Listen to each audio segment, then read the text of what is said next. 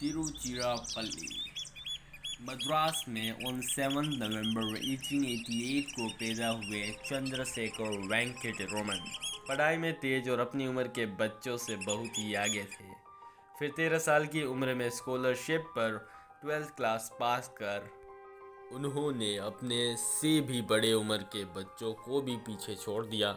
यही सिलसिला उनके ग्रेजुएशन और मास्टर में भी जारी रहा। इस दौरान उनका पहला साइंटिफिक पेपर ब्रिटिश जर्नल में छपा। इसे देखकर सीवी रमन के प्रोफेसर उनके साइंटिफिक कैपेबिलिटी से बहुत प्रभावित हुए और उनके प्रोफेसर ने सीवी रमन को उनके आगे की पढ़ाई इंग्लैंड जाकर करने का सुझाव दिया।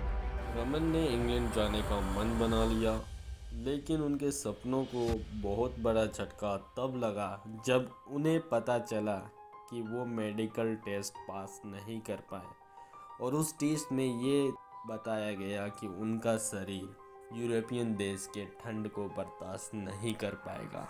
फिर उन्हें भारत में ही रहना पड़ा और उस समय फिज़िक्स में हायर एजुकेशंस का ऑप्शन न होने की वजह से उन्होंने अपने भाई के कहने पर इंडियन फाइनेंस सर्विस में नौकरी करना शुरू कर दिया, वो भी इन कोलकाता।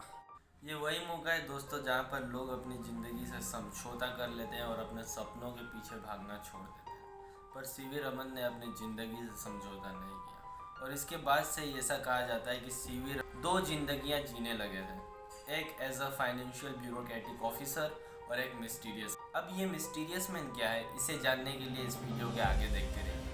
कैलकाटा ट्रांसफ़र होने के बाद भी उन्होंने साइंस का पीछा करना नहीं छोड़ा और वे दिन में इंडियन फाइनेंस सर्विस का नौकरी करते थे और देर रात तक Indian associations further cultivations of science यानी IACS में साइंटिफिक रिसर्च का काम करते थे। सीवी रमन IACS से साइंटिफिक पेपर्स छापने वाले पहले मेंबर बने जब उनका एक पेपर नेचर मैगजीन में 1907 में छपा। सीवी रमन की सालों की मेहनत और डिटर्मिनेशंस अब रंग लाना शुरू कर दिया था।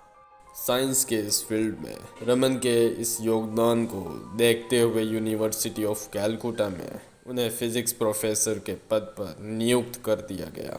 पर क्योंकि वे PhD नहीं थे और प्रोफेसर्स बनने के लिए PhD बहुत ज़रूरी था, इसीलिए उनके अपॉइंटमेंट्स पर कई सवाल उठाए गए। बट द यूनिवर्सिटी के वाइस चांसलर आशुतोष मुखर्जी ने उन्हें सपोर्ट किया और फिर 1921 में मुखर्जी ने उन्हें डॉक्टरेट की डिग्री दिलवाई और जिसकी वजह से उनकी प्रोफेसरशिप की अपॉइंटमेंट रद्द होते होते बच गई। उनके शरीर को भी आखिरकार उनके ज्ञान और बुद्धि का साथ देना पड़ा। आखिरकार उन्होंने अपनी इंग्लैंड की यात्रा के लिए मेडिकल टेस्ट पास कर ही ली। उसी साल इंग्लैंड में उन्होंने कांग्रेस ऑफ यूनिवर्सिटी ऑक्सफोर्ड में लेक्चर दिया।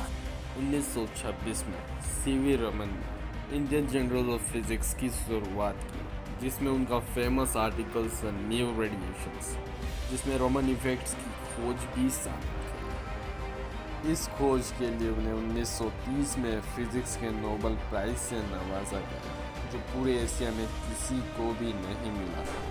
ये वही सीवी रमन हैं जिन्हें विदेश नहीं जाने दिया और अब वही सीवी रमन विदेश भ्रमण कर भारत का नाम रोशन कर रहे हैं। तो दोस्तों, अभी तो पिक्चर बाकी है। अगले वीडियो में इस पिक्चर के बारे में डिस्कस करेंगे कि क्या सचमुच में जवाहरलाल नेहरू से सीवी रमन जलते थे या नफरत करते थे। इसके बारे में हम अगली वीडियो में ज़रूर देखेंगे। तब तक के लिए थैंक यू।